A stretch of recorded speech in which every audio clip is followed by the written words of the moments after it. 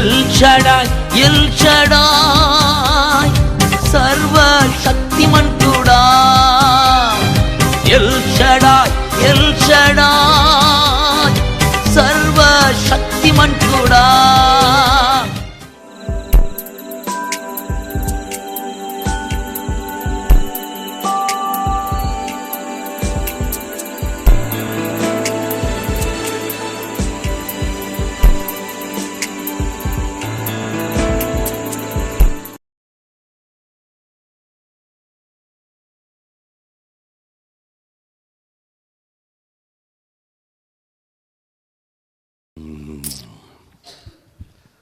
కీర్తన గ్రంథం 20:3 నీ నైవేద్యములన్నింటినీ దేవుడు జ్ఞాపకం చేసుకునుగాక, నీ దహన బలులన్నీ దేవుడు అంగీకరించునుగాక, నీ కోరికలన్నీ సిద్ధింపజేసి నీ ఆలోచనలు యావత్తు సఫలపరచునుగాక. ప్రార్థన చేసుకుందాం. పరిశుద్ధుడైన తండ్రి, నిశ్చయంగా ప్రభా నీ కొందనాలు చెల్లిస్తున్నా ప్రభా, నీకు లేని ప్రభా నీ పాదాలు కడుకుంటు తండ్రి. కొద్ది నిమిషాలు తండ్రి, నా మాట కాక నీ మాట బిడ్డలతో నాతో మాట్లాడు. సమస్తమైనా నీ పరిశుద్ధాత్మ మాట్లాడి సహాయం చేయండి. ఈ లేఖనాలు ఆయన ప్రతి బిడికి నాకు గ్రహించి మనస్సుంది వచ్చి వాక్యానికి ఆటకు ప్రతి ఆట కనీసంలో బంధించి ప్రభు సన్నిధి వెండిగా మా సహాయం ఏసే పరిశుద్ధ మట్టి ఎడుకున్నది.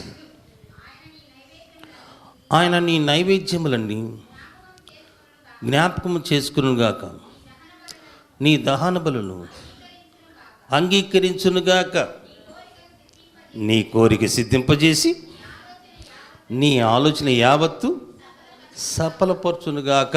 అది దేవుడి యొక్క ఉద్దేశం. నైవేద్యములంటే పాత నిబంధనలో బలులు. దావీదుకు తెలుసు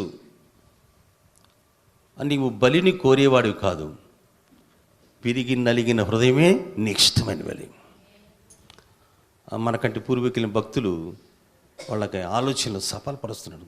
దావీదు ఎప్పుడు దేవుడితో సమాసం చేస్తాడు. అసలు నీకు ఎందుకు రక్షణ ఇచ్చాడు తెలుసా? చెప్పండి, దేనికి ఇచ్చాడమ్మా రక్షణ? ఎన్నోసార్లు చెప్పాను, రక్షణ ఎందుకు ఇచ్చాడు?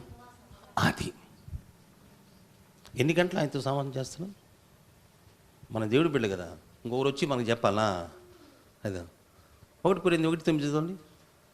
నమ్మదగిన దేవుడితో సమాసం చేస్తే నీకు ఏమైనా అన్యాయం చేస్తాడా? నీ కోసం ప్రాణం పెట్టిన దేవుడే పరలోక రాజ్యాన్ని వదిలిపెట్టి నీ దగ్గరికి వచ్చాడా?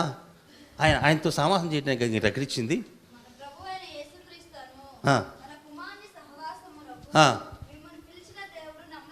పిలిచిన దేవుడు నమ్మదగిన వాడు. ఆయన మాట్లాడే దేవుడు అంటున్నాం కదా మనం.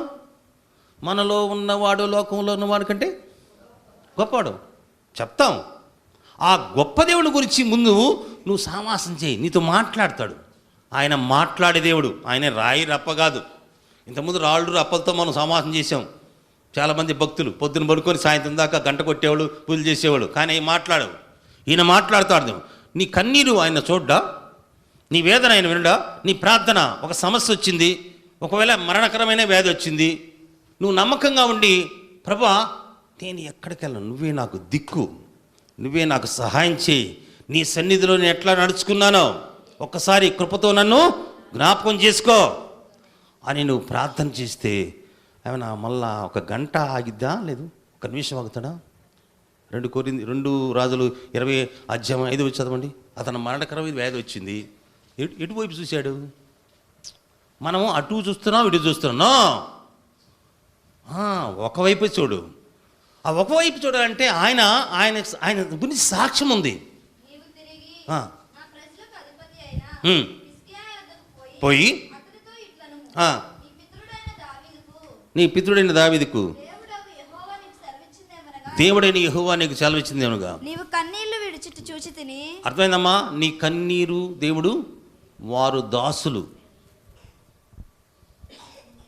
నువ్వు నీ బిడ్డ ఏడుస్తుంటే నువ్వు చూస్తూ కమ్ముంటావా?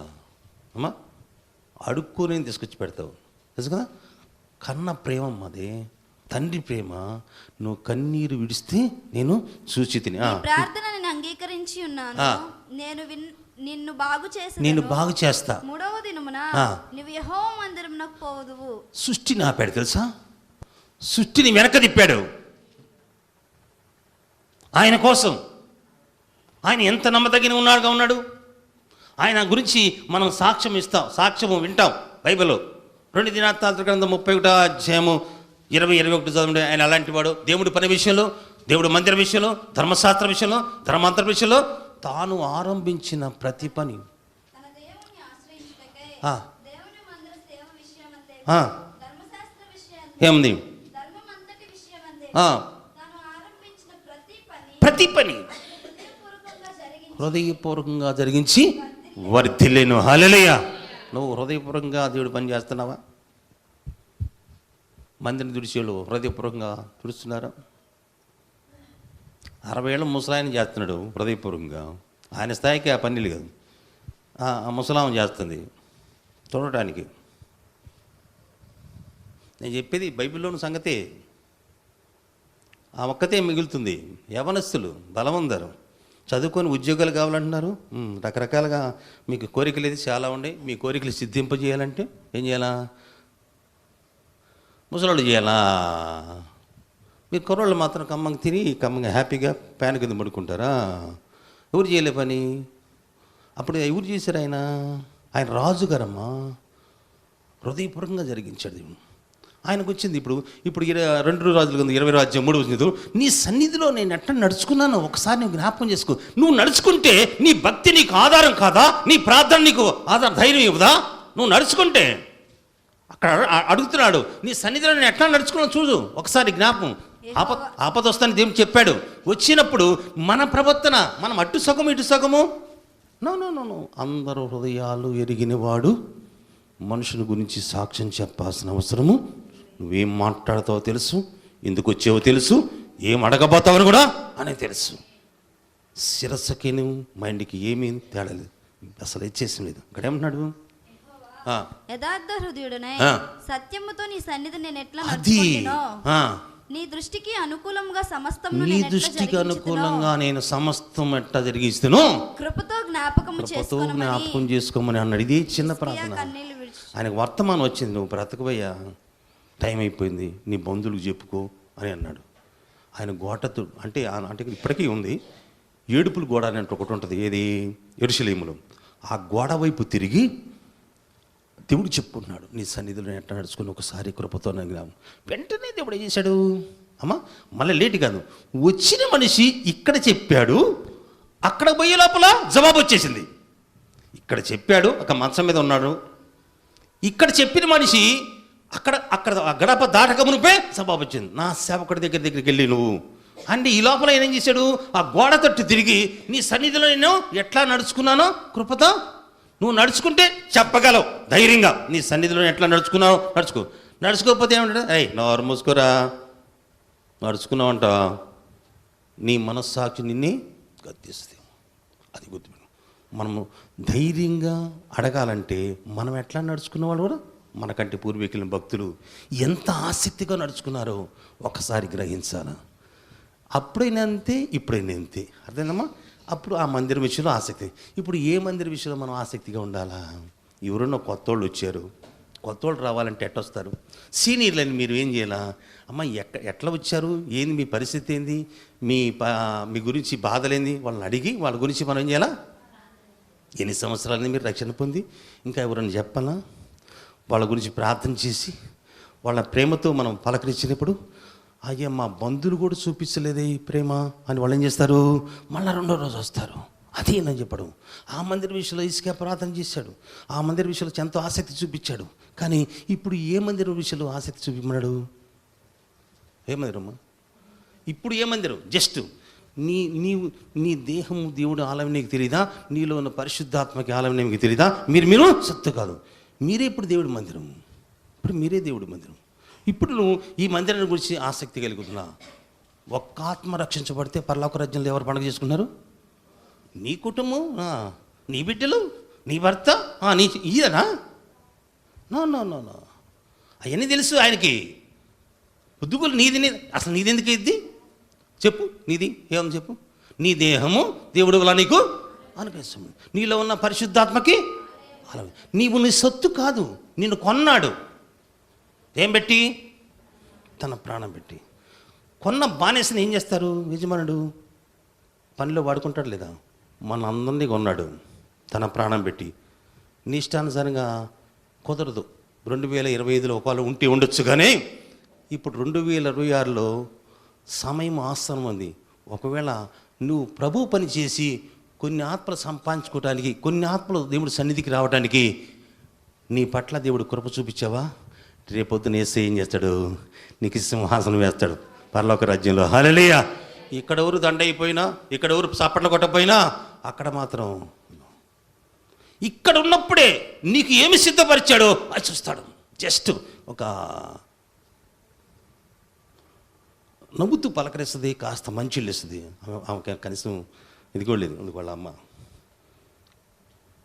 ఎవరన్నా కానీ అస్సలు ఒకరి సంగతి పడుచుకోదు. ఎవరు నచ్చినా సరే నవ్వుతూ పలకరిస్తుంది, వందనాలయ్యా అంటది.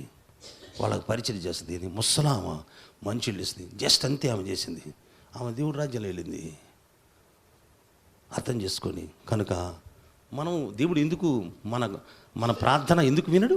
వింటాడు కంపల్సరిగా. మనం పాట పాడాము, ఫస్ట్ పాట ఏం పాట పాడాము? పాటలో ఏం రాయబడింది? ఈ జీవితము శాశ్వతమైంది ఉంది కదా. అందుకని మనము పద్దాక నీ కుటుంబం గురించి ఆయన తెలుసు. కుటుంబాన్ని స్థాపించింది ఎవరు? దేవుడే కదా. భూమి మీద కుటుంబాన్ని స్థాపించింది ఆయనే. పరలోక రాజ్యంలో కుటుంబం ఉంది. ఈ కుటుంబాన్ని స్థాపించింది కూడా ఆయనే. నీ కుటుంబానికి ఏం కావాలో ఆయన తెలియదా? నువ్వు ఆయన పని చేస్తే ఆయన నీ పని చేస్తాడు. హల్లెలూయా. అది నువ్వు ఆయన పని చేస్తున్నావా అనేది మనం ఎవరికి వాళ్ళే, నాకు నేనే, నీకు నువ్వే. ఎంతమందికి ఆయన పని చేయటం ఏంటింది? ఉదయం లేచి యోబు తన బిడ్డల కొరకు 10 గొర్రె పిల్లలను అర్పించి నిత్యవాడు ఎందుకు చేస్తాంట. ఆయన గురించి దేవుడు ఏం చెప్పాడు? నా సేవకుడైన యోబు అన్నాడు. ఏమన్నాడు? ప్రార్థన చేయటం కూడా ఆయన సేవే. అర్థమైందమ్మా? అర్థమైందా? ప్రార్థన చేయటం కూడా ఆయన సేవే. నా సేవకుడైన యోబుని చూసావా అని సాతానుతో డైరెక్ట్ దేవుడు మాట్లాడాడు. అర్థమైందమ్మా? కాబట్టి మనము గురించి దేవుడు, మనం ప్రార్థన ఎక్కడికి వెళ్ళింది? ఉదయం లేచినప్పుడు, ఉదయం ఇక్కడ ఉన్నప్పుడే కాదు, ఈ 3 రోజులు ప్రార్థన చేస్తాం, ఆదివారం ప్రార్థన చేస్తాం, అవన్నీ మామూలే. మన ప్రార్థన ఉదయంలోనే ధూపం వలె పరలోక రాజ్యానికి వెళ్తుందని అక్కడ రాయబడింది. ఏ మనుషులతో చెప్పుకున్నా కూడా ఇంకా 4 చెబుతారు, వాడు ఇట్టని. నా దేవుడికి చెప్పు, దేవుడు సహాయం చేస్తాడు. నీ ప్రార్థన దేవుడు సహాయం చేస్తాడు. తర్వాత చూడండి, కీర్తన గ్రంథంలో 5 చదువుకున్న అధ్యాయంలో, యెహోవా నీ రక్షణ బట్టి మేము జయోత్సాహము చేయుచున్నాం అంటే 20వ అధ్యాయంలో 5వ వచనం, మా దేవుడు నామం బట్టి మేము ధ్వజం ఎత్తుచున్నాం, నీ ప్రార్థనలన్నీ యెహోవా సఫలము చెయ్యునుగాక. పక్కన చెప్పండి, నీ ప్రార్థనలన్నీ దేవుడు ఏమడుగుతున్నావో లిస్ట్ అడుగుతావు. ఇంటికి పోయినా కూడా, అమ్మ మీకు దండం పెడతాను, ఇంటికి పోయినా కూడా అడగండి, తప్పేముంది? పని ఉంటే పని చేసుకోండి, ఇస్తారని అడగండి. దేవుడు నమ్మదగిన వాడు, ఇస్తాడని అడగండి కంపల్సరిగా. ఆయన నీవు ప్రార్థన చేసినప్పుడు ఏం అడుగుతున్నావో అవి నీకు అనుగ్రహించబడినవి నమ్మిన ఎడల నీ దగ్గరికి వస్తాయి అన్నాడు. హల్లెలూయా. దేవుడి దగ్గరికి వచ్చేవారు తన్ను అడుగు వారికి సమస్తము సహాయం చేస్తాడని నమ్మాలి కదమ్మా, నమ్మాలి కదా. ఇక్కడి నుంచి మనం ఒంగోలు పోవాలా? ఆటో ఎక్కితే వాడు సురక్షితంగా తీసుకెళ్తాడని నమ్మకుంటే నీకు ఎక్కేది. వాడు ఏడన్నా కలవలలో తోస్తాడని ఎక్కుతామా? లేదు.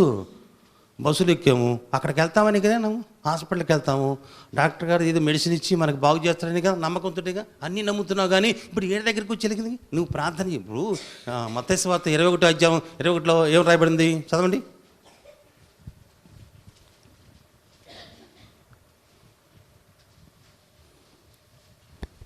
అందుకు యేసు, మీరు విశ్వాసము గలవారే, సందేహింపకుండిన ఎడల ఈ అంజూరపు చెట్టుకు జరిగిన దాన్ని చేయటం మాత్రమే కాక ఈ కొండను చూచి నువ్వు ఎత్తబడి సముద్రంలో పడవేయబడదు గాకని చెప్పిన ఎడల అలాగ జరిగిన నిశ్చయంగా మీతో చెప్పుచున్నాను.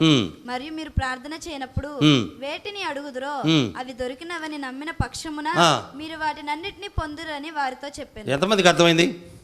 అర్థమైన చేతులు ఎత్తండి అమ్మా గట్టిగా. హల్లెలూయా.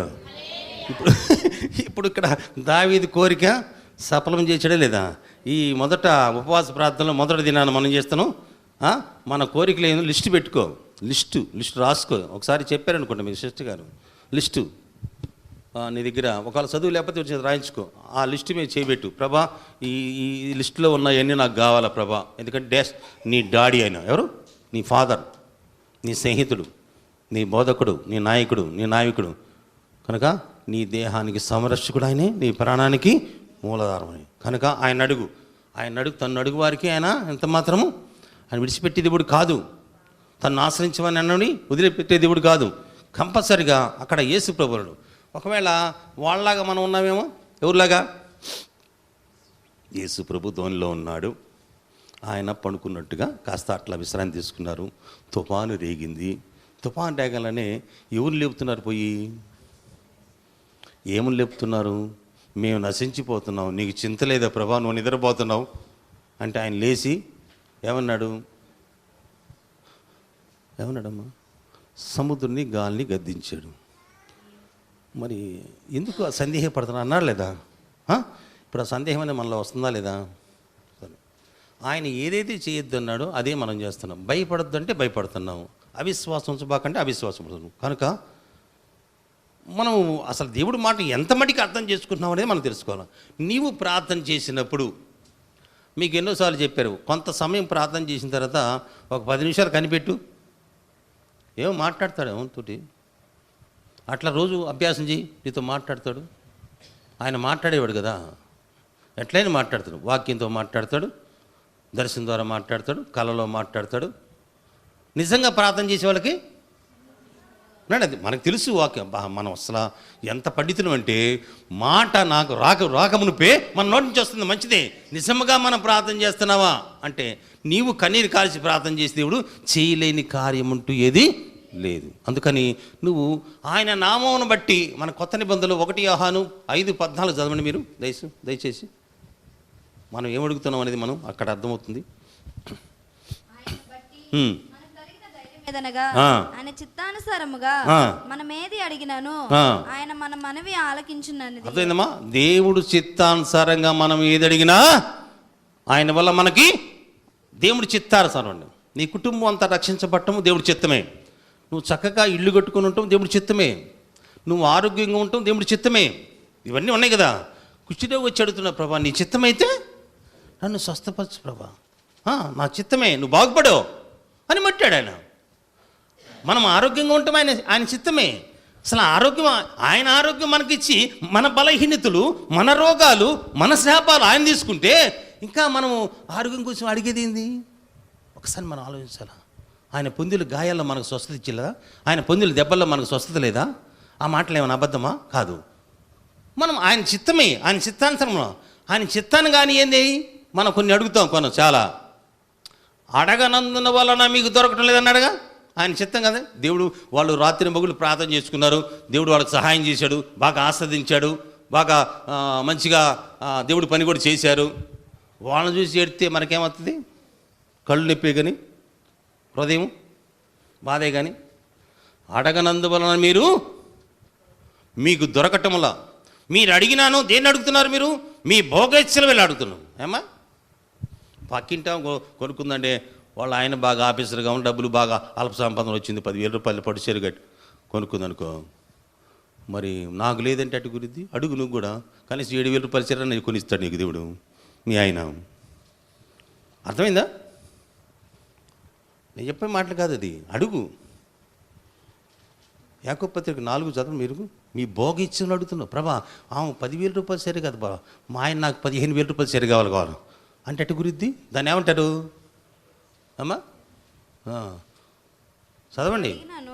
మీరు అడిగినాను మీ భోగముల నిమిత్తం వినియోగించుటకై దుర్దేశముతో అడుగుదురు కనుక మీకేమీ దొరుకుటలేదు. వాడికి ఒకని పొరపాటుని హెలికాప్టర్ అడిగావు అనుకో సపోజు, అసలు అది మనం ఏడ పెట్టుకుంటాం? అది దాన్ని నడపడానికి అసలు దాన్ని పెట్రోల్గా కొనటానికి దగ్గర ఉందా? ఆ స్థానం ఉందా? లేదు. భోగేచ్ఛల వల్ల కాదు మనం అడిగేది, మన అవసరాలు అడగమని చెప్పింది యేసుప్రభువే కదా. నీ సంతోషం పరిపూర్ణం అవ్వాలంటే నువ్వు అడగమని చెప్పింది ఆయన. యోహాను సువార్త 16:24 చూడండి. నీ సంతోషం పరిపూర్ణం అవ్వాలంటే అడగమని చెప్పింది ఆయనే. అడుగుతున్నావా? కూర్చున్నా లేచినా అడుగుతున్నావా? గట్టి చదవండి, మైకులు చదవండి. ఇది వరకు ఆ. మీరేమియో నా పేరిట అడగలా. మీ సంతోషం పరిపూర్ణమగునట్లు ఆ. అడుగుడి ఆ. మీకు దొరుకును అదేనమ్మా, అడగండి మీకు దొరుకుతుంది. అడగమని చెప్పింది ఆయనే, ఇచ్చేది కూడా ఆయనే. మనం అడిగిని మనకి ఇచ్చినప్పుడు ఎట్లా ఉంటుంది మన హృదయము? సంతోషంగా ఉంటుందా లేదా? అది నేను చెప్పడం. అందుకని అడగమని ప్రార్థన నేర్పించు ప్రభా. ప్రార్థన వాళ్ళు శిష్యులు నేర్చుకున్నారు. నా నామంలో ఏది అడిగినా ఇస్తానడా, కొన్ని ఇస్తానడా? యోహాను సువార్త 14వ అధ్యాయం 13, 14. నా నామంలో ఏది అడిగినా ఇస్తానడా, కొన్ని ఇస్తానడా? ఏమడిగినాను అంటే అది మనకు తగిందా లేదా మనం ఆలోచించుకోవాలి. ఇప్పుడు దానికి దానికి చెప్పాడు, దీనికి ఇదే చెప్పాడు.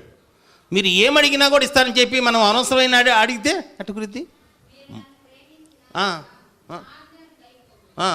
అది ఎప్పుడు అడగల? నన్ను ప్రేమించి ఏం ఆజ్ఞించాడు? కొత్త నిబంధనలు ఏం ఆజ్ఞించాడమ్మా?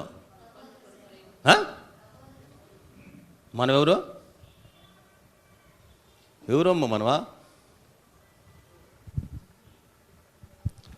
ప్రభులోకి వచ్చేళ్ళకి వారు వేరు ఇరు చెరు ఏమి ఉండవా? సహోదరులు. ఆయన మన బ్రదరు, మన సహోదరులమి. సంఘం అంటే ఆయన శిరస్సు, మనమంతా ఆయన అవయవాలం. ఇక్కడ మనుషులు పెట్టుకుంటారు. ఒకవేళ వాడు ఉన్నోడని ఈడు లేడునని, వాడు ఎర్రటోడని ఈడు నల్లటోడని, వాడు మన ప్రాంతం కాదని రకరకాలుగా పెట్టుకుంటాడు. కానీ ప్రభువులోకి వచ్చేలక ఏముండవు.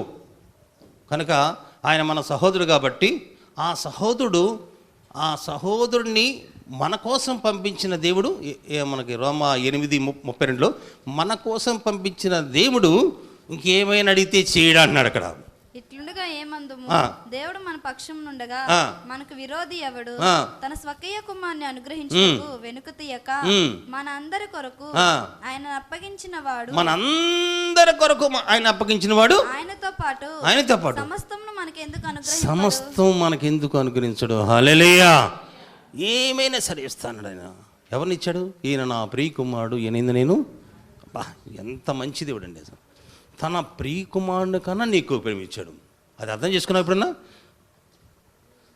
తన ప్రియ కుమారుడు కన్నా కూడా నిన్ను ఎక్కువగా ప్రేమించాడు. నన్ను ఎక్కువగా ప్రేమించాడు కాబట్టి కదా ఆయన బహుమానంగా ఇచ్చింది మనకి. గొర్రెల రక్తం, మేకల రక్తం నాకు పనికిరాదు. అదండి. ఏ రక్తం కావాలా? పరిశుద్ధమైన రక్తం కావాలి. భూమి మీదకి ఆ రక్తం వస్తేనే నేను అంగీకరిస్తాను. ఈ మానవులు చేసిన పాపం, ఈ మానవులు చేసిన ద్రోహం, దేవుడికి ద్రోహం చేశారు వీళ్ళంతా కూడా. కనుక ఆ రక్తం ఎప్పుడైతే ఆయన కరుణాపీఠం మీద పడిందో అప్పుడు ఆయన ఉగ్రత సమాప్తి. మన పాపములన్నీ కప్పేశాడంట. రోమాపత్రిక 4వ అధ్యాయం 5-6 చదవండి. కప్పివేశాడంట. పని చేయవానికి జీతం రుణమే కాని దానం అని ఎంచబడదు. పని చేయక భక్తిహీను నీతిమంతునిగా తీర్చువాని యందు విశ్వాసం ఉంచు వానికి వాని విశ్వాసము నీతిగా ఎంచబడుచున్నది. ఆ ప్రకారమే క్రియలు లేకుండా దేవుడు ఎవరిని నీతిమంతుడిగా ఎంచునో ఆ మనుషుడు ధన్యుడని దావీదు కూడా చెప్పుచున్నాడు. ఎవరి పాపములు కప్పి తర్వాత నెక్స్ట్ ఎలాగనగా ఎవరి అక్రమములు క్షమింపబడనో ఎవరి పాపములు కప్పివేయబడనో వారు ధన్యులు. దేవుడు చూసినప్పుడు ఏం కనపడుతుంది? ఆ పరిశుద్ధమైన రక్తం కనపడుతుంది. ఆ పరిశుద్ధమైన రక్తం ఏం చేసింది? మన పాపాలన్నీ కప్పివేసింది. హల్లెలూయా. ఎవరు వాళ్ళు కష్టపడ్డారు? ఎవరు? అబ్రాహాము. అబ్రాహాము ఏం చెప్పాడు? నీ దేశాన్ని వదిలిపెట్టి, నీ బంధువులు వదిలిపెట్టి నేను చూపించడానికి వెళ్ళమన్నాడు. కష్టమైన నష్టమైన మొత్తం చేతపట్టుకుని బయలుదేరాడు. ఆయనకి కరువు వచ్చింది. కరువుని తప్పించాడు, ఆస్వాదించాడు, తప్పించాడు. బిడ్డలేరని ఇచ్చాడు. వాళ్ళు కష్టపడ్డారు. అదే అక్కడ చెప్తున్నాడు. వాళ్ళు కష్టపడ్డారు కాబట్టి వాళ్ళకి జీతం ఇచ్చాడు.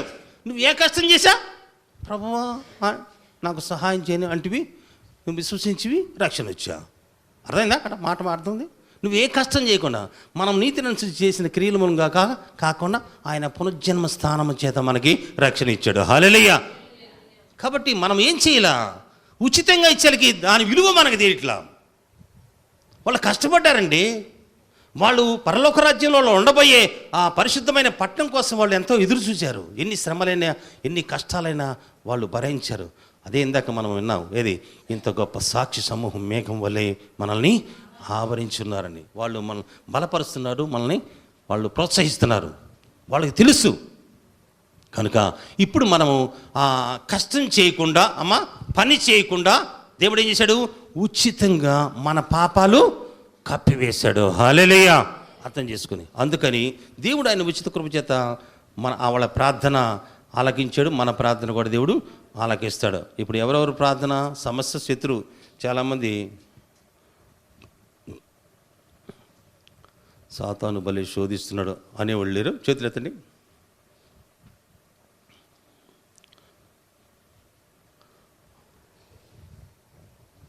సాతాను బాగా శోధిస్తున్నాడు, బాగా ఇబ్బందులుగా ఉంది అనేవాళ్ళు పూర్వకాలంలోనే ఉన్నారు. శత్రువు వచ్చాడు, పట్టణాన్ని ముట్టడి వేశాడు, ఏం చేయాలో అర్థం కాదా. ఇసుకే ప్రార్థన చేస్తున్నాడు.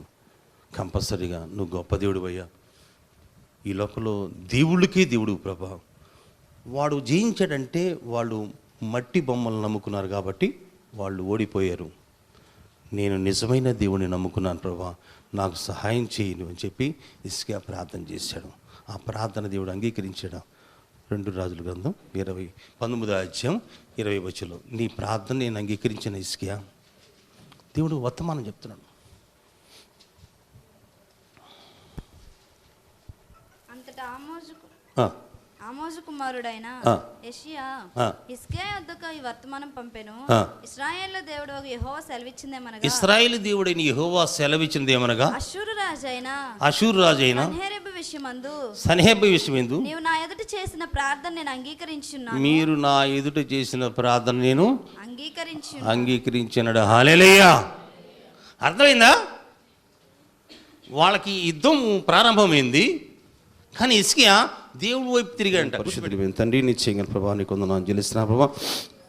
దావీదుతో మాట్లాడే ప్రభా, నీ నైవేద్యములని అంగీకరించును గాక అయ్యా, నీ దహన బలుని అంగీకరించును గాక, నీ కోరిక సిద్ధింపజేయను గాక, నీ ఆలోచన యావత్తు సఫలం చేయను గాక అని చెప్పిన ప్రభా, మా ప్రార్థనలు ఆలకించుదని ఈ మొదట ఉపవాస ప్రార్థనలు ఎవరంటే ఎలాంటి కోరికలు కలిగి ఉన్నారు ప్రభా, నిశ్చయంగా తండ్రి వాళ్ళ హృదయ వాంఛలు తీర్చిన మనకు మహిమ తెచ్చుకో ప్రభా.